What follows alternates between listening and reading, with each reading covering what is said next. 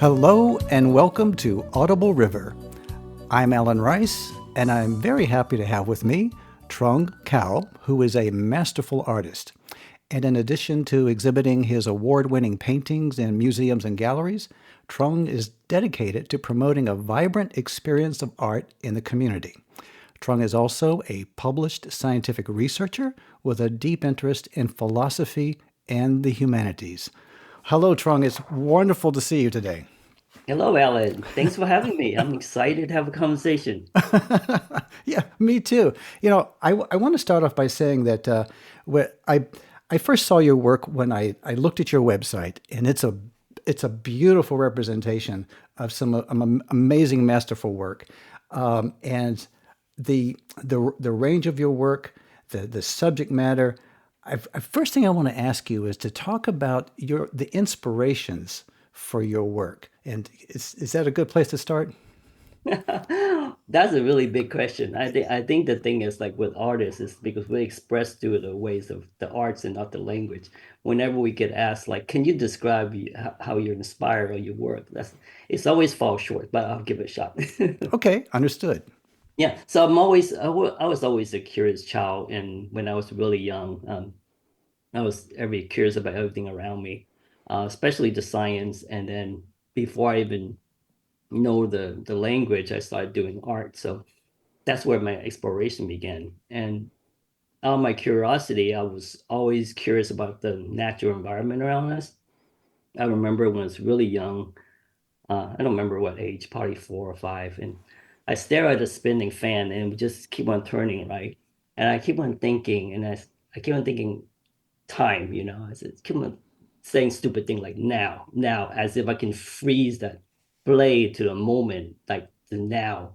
And I just keep on turning. And that's like, and it stopped bothering me that I couldn't freeze time and there is no moment as now. It's always continuous. And then I look into space and I wonder, like, they got to be into it, right? So it can't go on forever. There got to be a wall or somewhere at the end of space. So that's two concepts that always bothered me growing up, the concept of time and infinity. So at the same time, I was growing up in an environment of I was born during the Vietnam War, so there's a lot of things going on around me. So as a child, you couldn't really understand the environment around you, and you didn't. I mean, even if people explained to you what's going on, you really couldn't understand it, the science and the all the things that's going around you. So I think what happened was what inspired me was just nature itself and human, how we feel and how we connected. And then you start diving into the imagination and creativity, and you kind of realize that as a species, we are special. We are the only species that has imagination and creativity, and that allow us to survive through time compared to other animals because we don't act on instinct. So what really inspired me is always the spirit of humanity. And what I mean by spirit is what we are connected by, which is basically a hope, or dreams, or fear, and all those things. And how we solve all those things in life for human anyway is through creativity and imagination. So I'm always inspired by those themes, the grandeur of things, nature's, the humanity, how we are connected.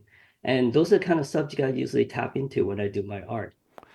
Wow. Yeah, I get it. There is a lot there. There's a lot, but I really appreciate what you said. Now, where did you grow up? So my ancestry is Chinese, and I've been through three generations of being refugee. So Wow. I was born in Vietnam during the Vietnam War, and so my earliest I can't. I mean, I thought you might want to ask me a question. When did you start art? And I couldn't give you an answer to that, but I can remember that my earliest drawing was of tank and soldiers. A tank and soldiers. Wow. This is what you needed to express. Hmm. This was your first impression that you needed to, put out in a visual form. I want to go back and kind of recap what you said in the beginning here, because it really got my attention that you were talking about. The first thing you talked about was how you, as a child, you wanted to stop those fan blades. You wanted to see a still moment, and that it was troubling to you that time didn't stop. Hmm. See, to me, that's a wonderful thing. I mean, two things. That's a creative mind. And then it's a child mind that is looking at the world in an innocent way. Like, why Right. can't I stop time? I mean, and it's a big deal to come up against that reality that I'm not able to. Although, I mean, I think that there may be like, mystics in caves who claim that they can stop time, but we're getting into another realm there. And then the other thing about space that, as a child, that you were trying to grasp the concept of infinity, like this Hmm. was so okay. To me, this is like the root of a creative mind. These are like the basic problems of perceiving the world. What is time and space? Exactly. Yeah. You're starting with that. And so Exactly. I thought that was beautiful the way you told Yeah. that story. And I mean, to me, I mean, if you ask me how it all got started, I only can speculate, right? Because Hmm. obviously, you're too young to really have the package of memory that you still can carry on to this day. So I always thought the science could never answer the question. It could answer a lot of questions, but it didn't answer the question fast enough for me. Hmm. And so in art, at least I can immortalize certain ideas, at least express in a certain way. And you might have seen that a lot of my pieces is about certain kind of values that we all share. Yes. And for me, that's my answer to something that I'm curious about, that bothers me. And I think here's the answer to what I'm thinking and trying to express it and immortalize it in a form that we all can share. I love that too because what you're talking about there is, and I agree that art is a way that we can visually represent something that's almost unspeakable. It's and importantly, what you referenced earlier is the creativity, because that creativity has to come from an inner experience. It's somehow inward, right? And so we all have this inner life, this, like you looking at the fan blades, these things that are going on in our mind, and we're having feelings.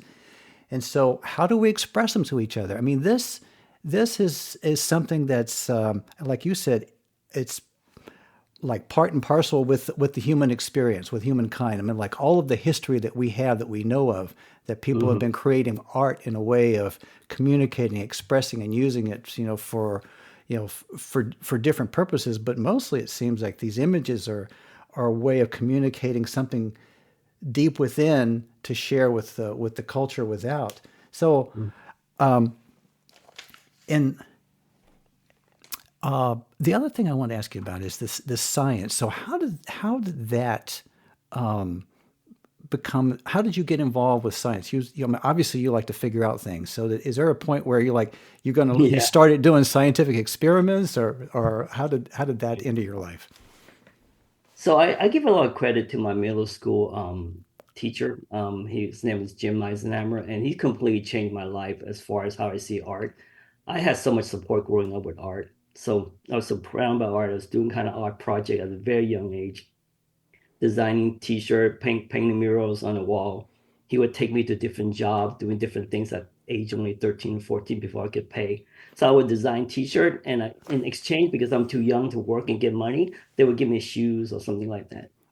So Jim and he gave me what I wanted as far as art's concerned. I had everything and I had the confidence and all that. So I applied myself to what I'm also curious about, which is basically the science part of it. So I dived myself into studying science instead because I always had a curious mind.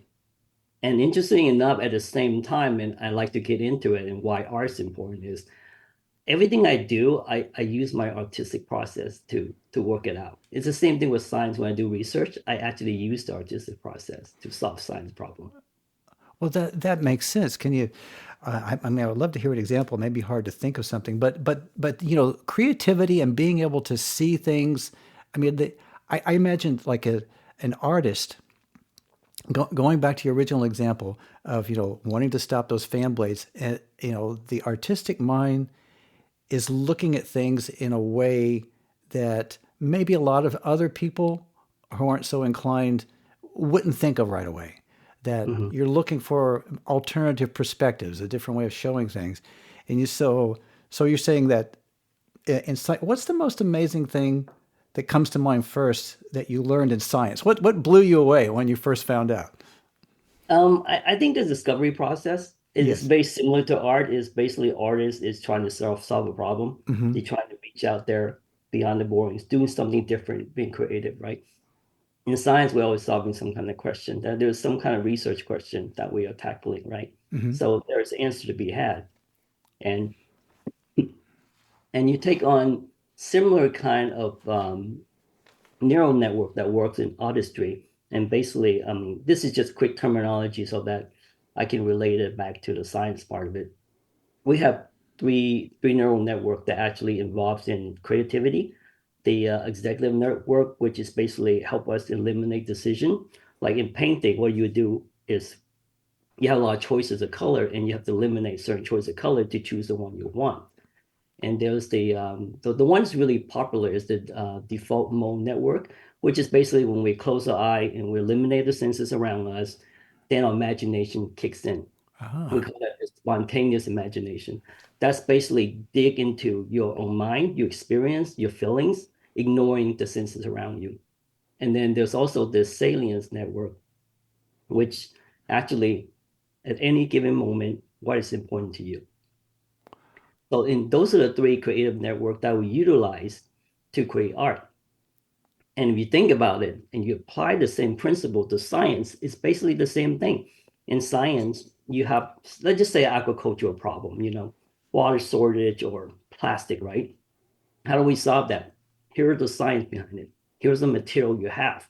How do you rearrange, make these different particles or material so that you can combine it in a way that could be alternative to plastic, right? Just the okay. same thing as mixing paint, making the decision of like what to paint, how to paint it, and how to execute it. Except the product will be different. In science, the product is objective. In art, the product is subjective, right? But Right. the process in exercising creativity is basically using the three-step network. The three neural networks, right? Exactly. The three Yeah. step. Those are three neural networks that are responsible for creativity. And when you do art, you utilize those three. Yes. Okay, but then there is the artist. Always in in those three networks, there is somebody making choices. Yes, There's so, exactly. there is and we've got different ways that somebody see that Exactly. for me, my big question in my life, and I do art and I'm very interested in science, but the question always that I've had since the very beginning of my life is who is making these decisions? Mhm.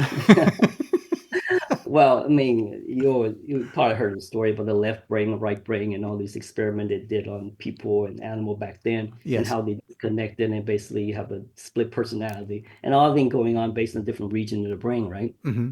So, like the Salient network will be like for a moment, like if you're an artist and you get all emotional, you're angry or thing, and you start doing your art based on your emotion, then your Salient network is basically telling you your emotion is important at this point, right? So if I were to like outdoor and I love that sunrise, my salience network's telling me paint the sunrise, do that, right? And Okay. why the sunrise and not the tree and everything around is important? Well, our executive network eliminating those choices and working with the other two network. And then if we need imagination, then the default network would draw into our mind our knowledge and experience and apply that into the art process as well. Right. Now, but also too, but adding in how we make these decisions, what we perceive as beautiful. I mean, doesn't this?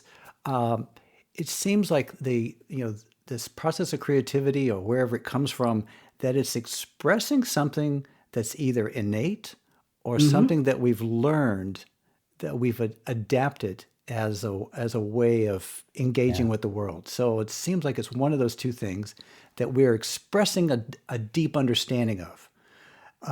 So do you think, I mean, I imagine, first of all, I mean, a lot of people I talk to say that these things come from the unconscious. The unconscious is constantly like, things go in there and it's like a big stew pot and it all kind of settles down to the bottom and then things kind of grow down there and then pop back up.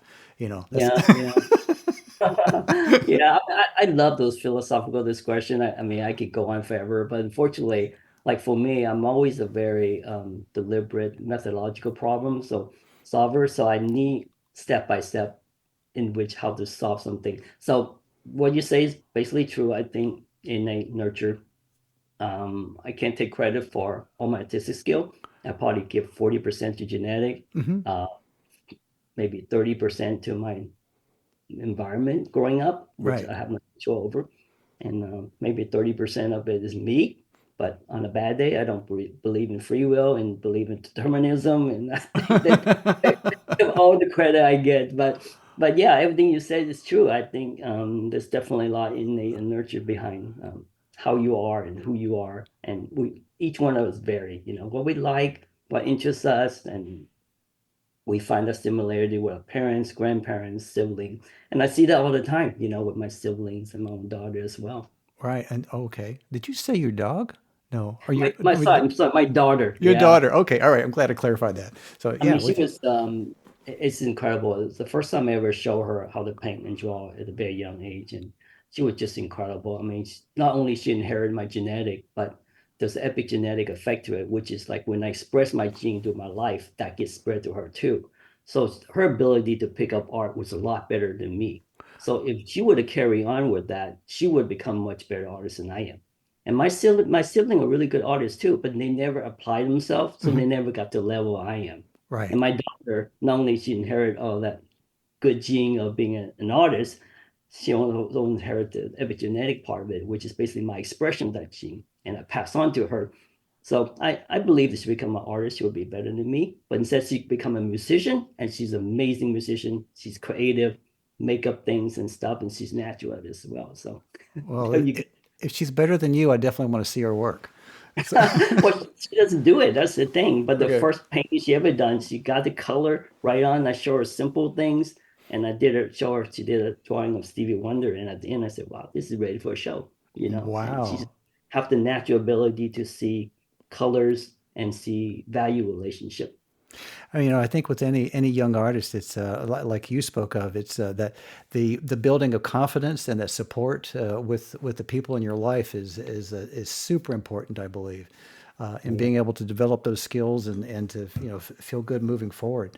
Um, yeah, now, yeah. I But I'd like to get go back ahead. to the point where you were mentioning about children and expression of through art instead of through speaking and language.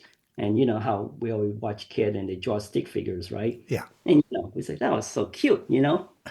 Hey, but that's hieroglyphic linguistic development, isn't it? it Right? It's is. basically not in form of language, but in form of art. And they capture the essence of what a human body is. And they don't care about the likeness and stuff. They basically capture here's a round head, and here's a stick for the arms and the legs.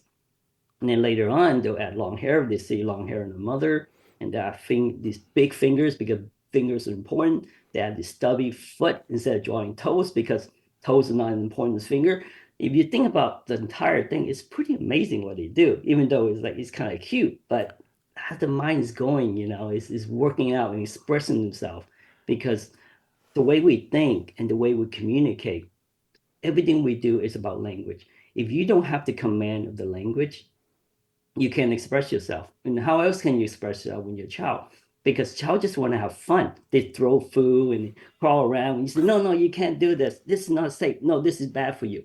We inject a manner, a culture, and in some cases a religion, and we Yeah, say, no, no, no, no. And we start to shape them while they have these wild imagination and freely expressing themselves because they have no other way for them to do it. We right. can talk, we can have friends, we can stuff. They can't do it, right? So now they're really constrained and being held back from expressing themselves. And because of all the constraint we place upon them. So what's a good way to do it? Art, right? That is a great way, yeah. And that's so, Yeah, so the children can, anything that they feel like they're not able to express, they're free to do it in their art. Yes, right. I get that. exactly. I mean, I'm a prime example of that with the soldier and the tank. I mean, my two earliest memory was that, and another drawing I did was Christ. And then when I was in a refugee camp, and when I left it was in a place where there was a church. I look in a window, and there's Christ on the cross, and I drew it. It was so moving, and I hide in the pillow. I don't know why. So those are the two drawings I remember. And now, if you look at hindsight, and you can clearly see, like, well, that was naturally a very important expression of my emotion at the time. Wow, those two images you just described are extraordinarily poignant Yes. and bear a lot of examination and contrasting. There's a lot to go and dig into there, with Mhm. what you just shared. The tank and the soldiers and Christ on the cross. You said, Yeah. all right. Mhm. Oh, That's right. wow, my goodness. Okay. One thing that I noticed about your work and looking on at what you have online is that you are extraordinarily masterful at representing the human gaze and not just a face looking, but the Hmm. subtleties Yeah. that go into, I mean, whatever it is, you're able to capture those micro expressions that really communicate something deeper. And I know that, I mean, you in your descriptions, it's intentional, and I'm just amazed that you have that much adeptness in your skill that you say, okay, I'm thinking about hope. What does hope look like? And Yes. then you are able to express it. So I don't know. I think that with artists, sometimes it's hard to talk about how you do things because you just do it. But what do you have any process of how you express these things and these? Yeah, tell me about that. Exactly. I mean, I generally don't do art that's shocking or for the moments like somebody crying or yelling or just really happy and stuff. I want to leave that subtlety for people to think about the deeper things.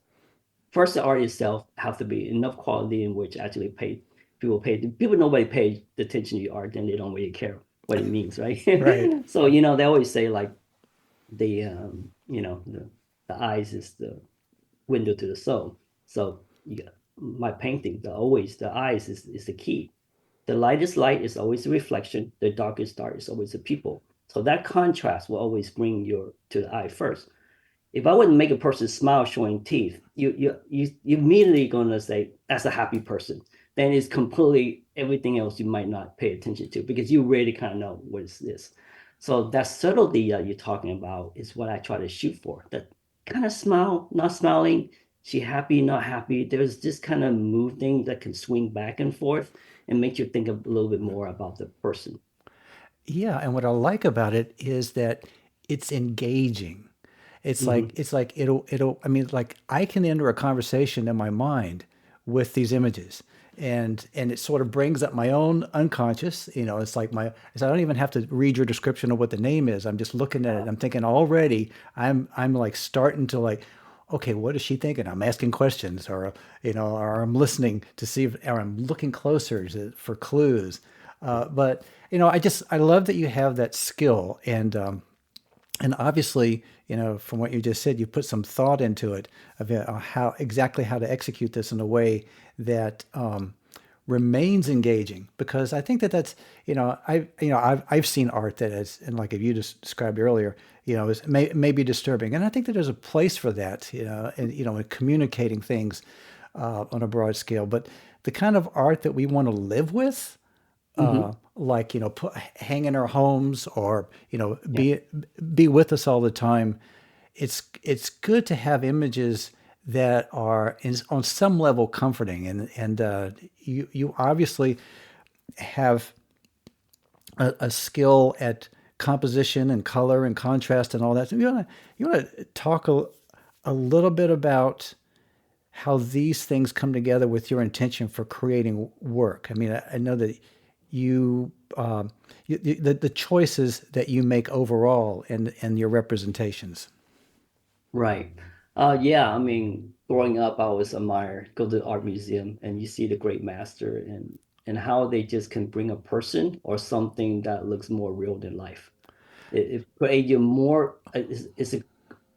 when you're in the presence of some of these really master work, whether it's a landscape or a person, it's better to look at that than the real thing. I mean, that to me has always strikingly amazes me.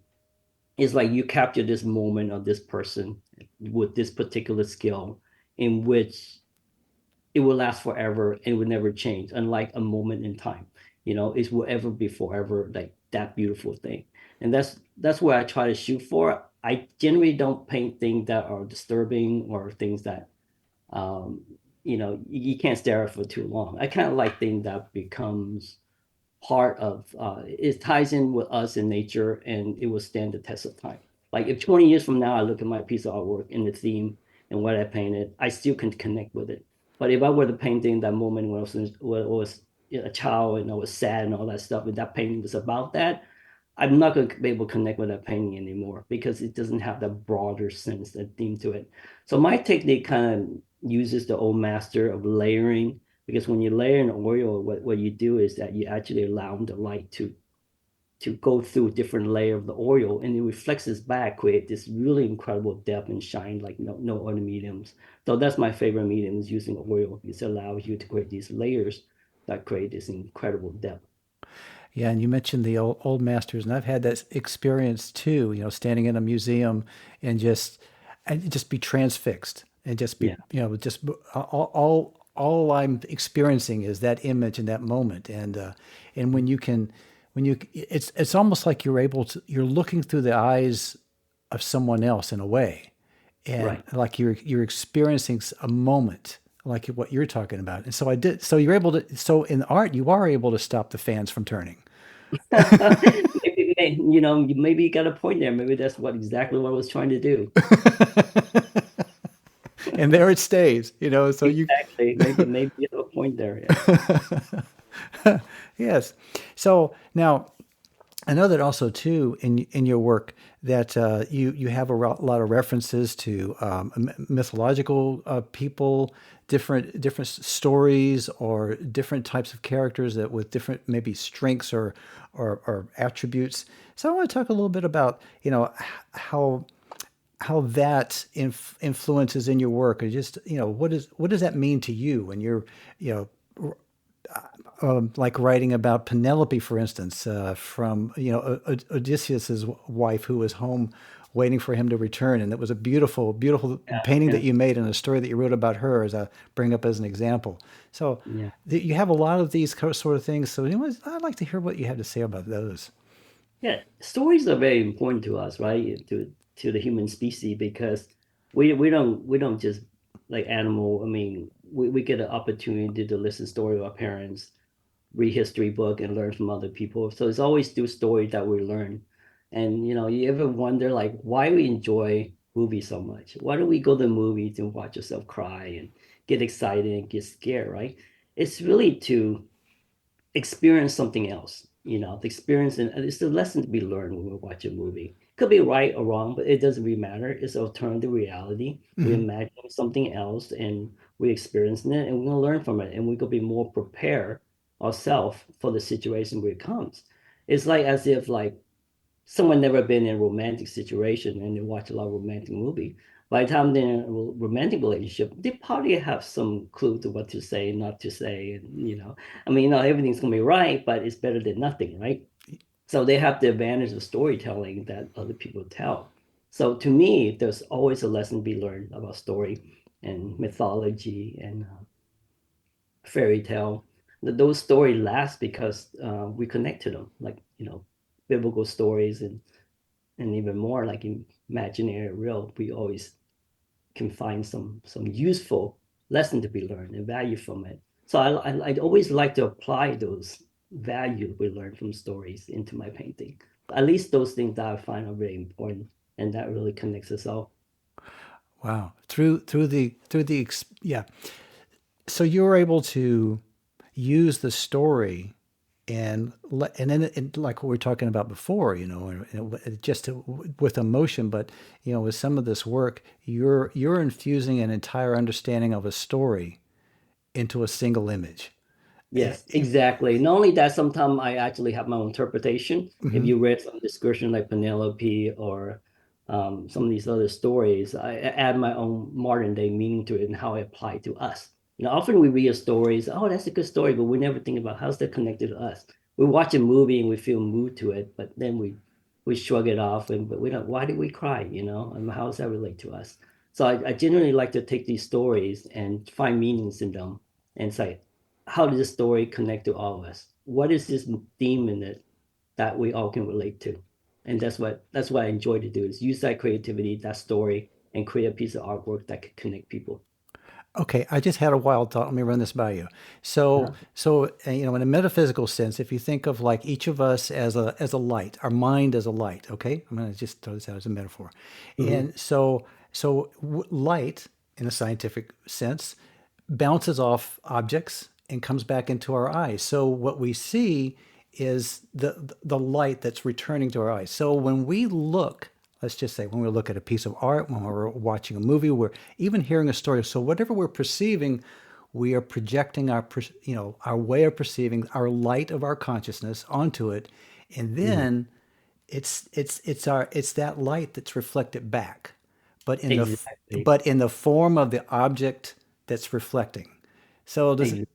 do you like that? Is Yeah, that no, I love that. I love the way you put it. The way I always been thinking about is, I paint about the people imagination, and I use art as my form of communicating imagination. Mhm. So it kind of come back in full circle, like the way you said it, but Yes. a different way. Yes, right, exactly. So there you go. We're just trading off ways of saying things right now, and Right. I love all that. Now, one of the things that in my life, yeah, as an artist or like here again, what is an artist is like that's a huge question that you could write like 10,000 books on. But Right. if you myself, I've always thought of art as being an essential part of my life. Mhm.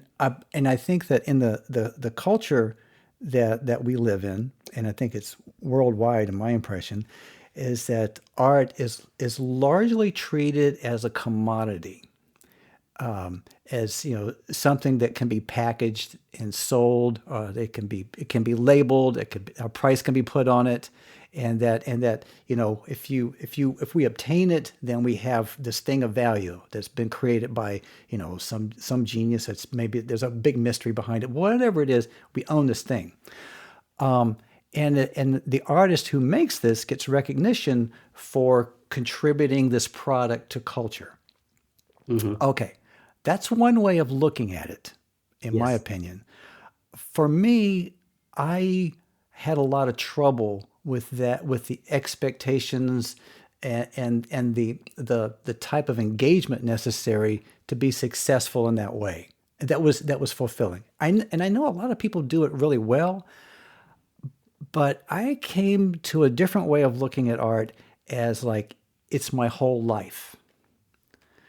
That everything I do, from the time I wake up to planning my future, to look at the way that I you know think of as balancing or contrasting or building harmony, as like maybe that's everything I do, and that's why I do art, so that I can learn how to do that in everything. So what do you think about that idea? Exactly. I mean, that's how I think too. Is just like the whole spinning fan thing. You couldn't really stop it. Everything's about process. Hmm. Where I mean, when we ever talk about art, we have to tease it down into two part, right? The process and the product. And there's a lot to be said about both. Right. No matter what kind of question you ask, you're going to ask about the process and the product. Like forgery painting, for example. Well, why forgery painting? If it looks exactly the same, you can't tell the difference. Why the value is lower? Because the process was different. The creativity behind it is different. So it does make a difference, the process in which how you get there. So like you said, I mean, thinking about it in a way of process rather than product, it just makes more sense because when you're creating art and you're experiencing art, it's a continuous process. It's not a moment in time. When you're talking about product like you do, I mean, that's a whole different discussion about the economic and who decide on the worth of art and stuff like that. But you're definitely right. I think the process is totally it because whether you're doing art and you say you're an artist, right? So you know what I'm talking about. Yes. Yeah, so when you go through the process of art, I mean the process of creativity, there's two part to it, right? There's a divergent thinking of creativity, and there's a convergent thinking of creativity. The divergent thinking of creativity is like when you have an idea in mind and you brainstorm and you're branching out to all the possibility in which to execute the idea. Say my idea is hope. I want to represent hope. How am I going to do that? There's all a different way I can do it, right? And then the convergent part of thinking is like when you have something that inspire you and you want to, how do you put it together? How you converge this thing? Like if a plein air painter, like they see landscape, that's convergent thinking of creativity because they have all these elements and they're going to put it together. Whereas in drawing from a paint from imagination, It's divergent thinking because you come up with a concept first and you look for the element and put it together. So that concept is very important in everything you just said, and also in what I do as a science researcher is basically like which process do you take? Some artists leans toward the divergent thinking process, other people convergent process, and we're all different. Like for me, it's usually the divergent process. Once I have the idea, I have the element, then I go through the convergent process and put it together. Okay, divergent and convergent. Artistic process has always been, I mean, early in my life, it was something that really, really tripped me up because, going to art school, I mean, I kind of grew up with an innate way of working, something Mm. that was like really powerful, felt great, wanted to do it like that. And then you go to art school and they want you to learn everything, of course. And so, so they want to break all of your habits. They want to break Exactly. because they Yeah. want to teach you new skills so that you have choices. But I was just always had trouble with that. It just never really clicked well. So later in life, I go back to my original impulses, Mm. which for me is, and I'm going to describe it, and you tell me what's going on, what in your opinion. Mhm. So the way that I do art, which is unique to me, is that it just comes to mind. It just comes to mind like fully formed. Here's an image. Here's what I need to do, and then I don't ask questions. I don't know what it means, and the only question is how am I going to get it done? So Yes. but then the interesting thing about my process is that I will figure out years later, maybe I'll go back and look at that art and I'll say, oh, now I know why I did that. But it never occurred to me in the beginning. It just kind of popped up. So Right. how would you describe that process? I describe it as a divergent process Yes. because, like, generally we talk about drawing or painting from imagination. Yeah. Nothing ever come out of nowhere, right? When you imagine thing, it's from the experience, something you see. So Right. let's just say I saw a beautiful landscape. 3 months later, I paint from that memory. That's from the imagination. If I paint on a spot, then it's not from the imagination because visually it's right in front of me, right? Hmm. So drawing and painting from imagination, art from imagination doesn't mean come out of nowhere. Like for you, you say, I got this in my mind. That's your imagination. Now, Yes. how am I going to execute it, right? The executing part is the creativity part in which you're trying to find solution. You're brainstorming and how to grab all those elements together and make it fit your image you have in your mind. Right. Yes. And then that works for me. I mean, doing it the other, I've met lots of artists and talked to them. It confounded me trying to watch what they were doing because they would start by trying to figure out what to do, and Mhm. they would start like maybe a mathematical concept. And they would say, well, okay, how am I going to represent this in a piece of art or a sculpture or whatever? And they have all these different models or expressions and kind of, narrowing it down. I'm going like, oh my God, makes me crazy even to look at it. But Yeah, but it's their process, right? So completely, but it's alien to me the way that I would do art. But these are as I get older, and more learn about life and get used to people. Then it's like very interesting to me to get to know other people that way. That people have yeah, different processes, and it's a more beautiful thing to see this divergence of ways of doing things. yeah. Yeah, so they will be like utilizing the default mode network of the brain in which they're trying to figure out, using imagination and exploring the possibilities. So like you said, someone like trying to come up with like, oh, what am I gonna paint, right? So they're basically exploring that. And sometimes we call it like artist block or creativity block, whatever you want to call it, right? So a lot of time a way around that is just know those different networks. Like if it's about your imagination, close your eye, shut the senses, explore your mind. Or if it's a visual thing, look at art, look at an artist and be inspired and get some idea that way.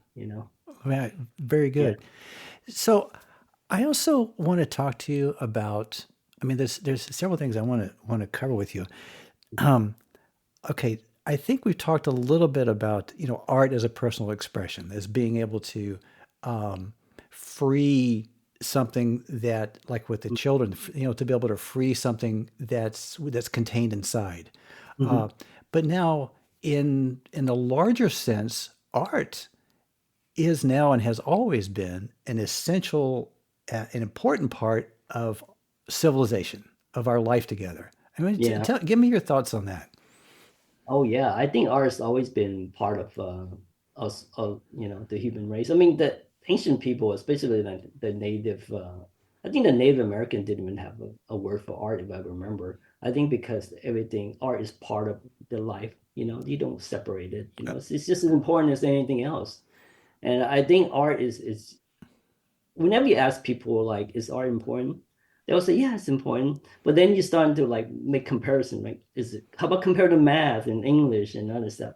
Then it sort of get really pushed down to the bottom, right? Hmm. It's just a hobby, it's just a visual thing. But I think a lot of time they don't think about the process that involves because the process itself, in a way, is abstract until we start to look at neuroscience and psychology and the evidence behind it. That's a beneficial thing I can do for you. But I think a lot of time people think like art is a product, and that's a problem because they don't think of art as a process.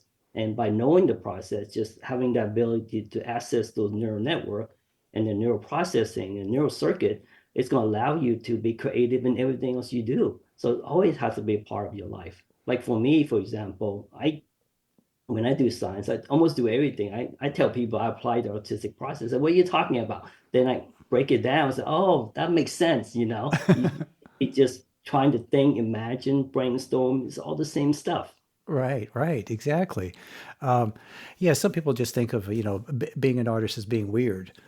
So, You know why people think that's because um, artists are explorer. yeah. They're the frontier of the imagination and the expression. Hmm. They put it out there that no language and no words can actually describe, right?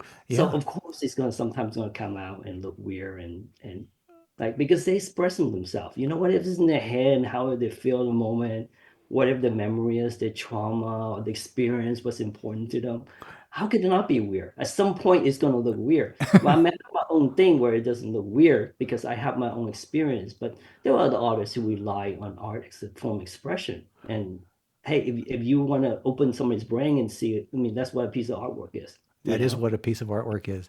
And then just tracking back earlier, this, when you were breaking down art as between process and product. I mean, Yeah. there was a time when I was looking at that, and I had the idea that this is how I was looking at the time was just a way of understanding things, that the real art was the experience of Yeah. creation, that was where art happened, and that the Mhm. product was a record of it occurring. I mean, that is so true with me because I tell you, I'm riding that dopamine elevator level doing art. When I'm done, boom, on to the next one. Like I love it for like a little bit, then I know some artists can't part with their artwork, but I totally can because it's always about the experience. Yeah, And I just love expressing that feeling and executing the artistic process. When I'm done, I'm ready for the next step. Because when we do art, we all have a baseline dopamine level, and you probably hear a lot about dopamine these days because of social media. It's basically a neurotransmitter that get released in the brain that's responsible for pleasure, motivation, your drive. It regulates hunger and the sense of time. You know how when you're on vacation and like, oh, where all the time go? It's the dopamine in your head, right? yeah, Well, whenever you get an elevated dopamine, it goes up. But when it goes up, it comes down. And the higher it goes up, when it comes down, it drops below the initial baseline. So, like, you know how you go on vacation, you come back to work and say, I just feel horrible, feels like crap. I didn't feel that before the vacation. What happened? Well, because you're having so much fun, the dopamine went so high. When you come back, you have depleted your dopamine level. So it now is below the baseline it was before because our body is always producing dopamine at a right. constant level, right? You get elevated so high and then like you ran out of dopamine. Now after vacation, it dropped below, like alcohol, gambling, which eventually go through this cycle of gambling, a drug, you get into addiction, of course. So sometimes the artists say like, they go through this artistic flow, the flow thing, Yeah, creative flow. You, creative you, flow. you get an elevated dopamine level, you get going. The creativity rely on your dopamine.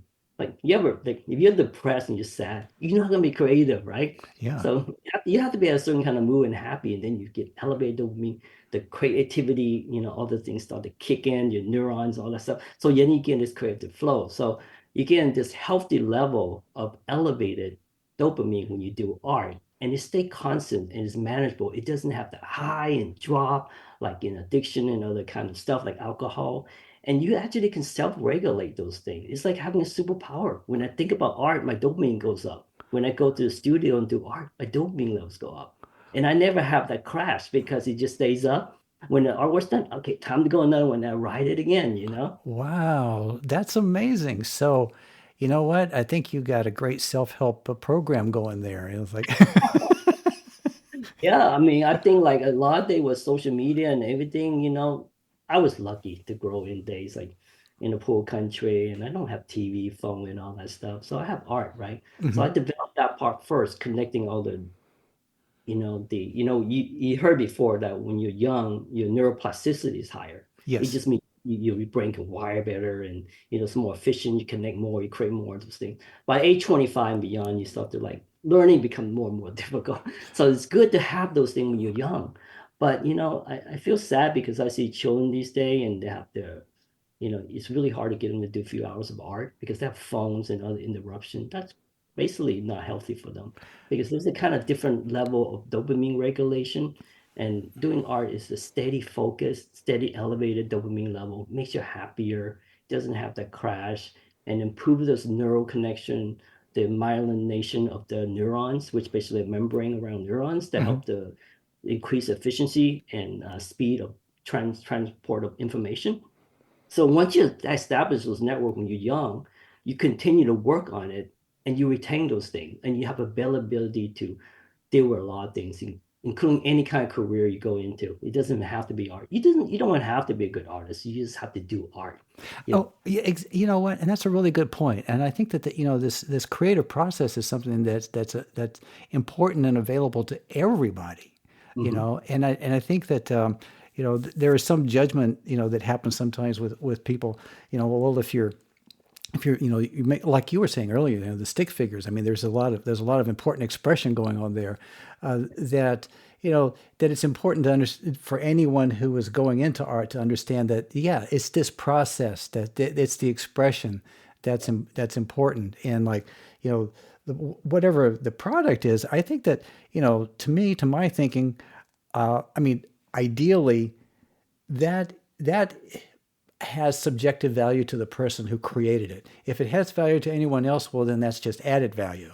But the exactly. That's the perfect way to put it, to be honest with you. You already got your benefit from going through the process, yes, uh-huh, the learning and the reward and the happiness and all those health and mental benefit you get from doing art. And then like, hey, if my art sells, that like you said, that's added benefit. That's the way I see it, because I already learned the skill, I already have the ability to use that in everything I do in life. mm-hmm. Even talking to you or doing science, I apply the same process of using these neural network and neural processing. Wow. Well, Trung, this has been. I love this conversation that we've been having today, and man, we just covered a lot of great ground, and really got my mind going. I love talking about art, and I think that there's probably so many more things that we could talk about, but I'm just gonna say that that's the time that we have today. But For I do want to mention, like, I hope if everything we said connect to people, they would get involved with some kind of nonprofit organization because I think it's really important that we help promote art because I'm involved in Blue Line Arts in Roseville, California. yes, And it's headed by executive director Mary Tess Mayo. And her team is trying to reach out to the community and talk to people, make sure every child get exposed to art because it is that important. And I think we have to work together to help explain why art is important to everyone. It's just important to keep it in a conversation because otherwise people just easily forget, it's just a hobby. So that's right. important. Yeah, So you're talking about Blue Line Arts in Roseville, California. exactly. Yeah. Right. Okay. All right. Well, maybe people will look that up too. Yeah. And if you have any question about how to get involved with a nonprofit organization elsewhere, you know what to look for. Look for one that, fulfill your own goals as well. What's important to you in art. getting involved with nonprofits, and get that dopamine going, folks. Yeah, exactly. And helping yourself will increase your dopamine level too. Okay. Well, thank you. Thank you so much, Trung. Oh, thanks. Thanks, Alan. Nice talking to you. Yeah, same here. I love it. And that is all for this episode of Audible River. And to all of our listeners, I would love to know your thoughts about our podcast. So please feel free to email us at audibleriverpodcast@gmail.com. Thank you for listening.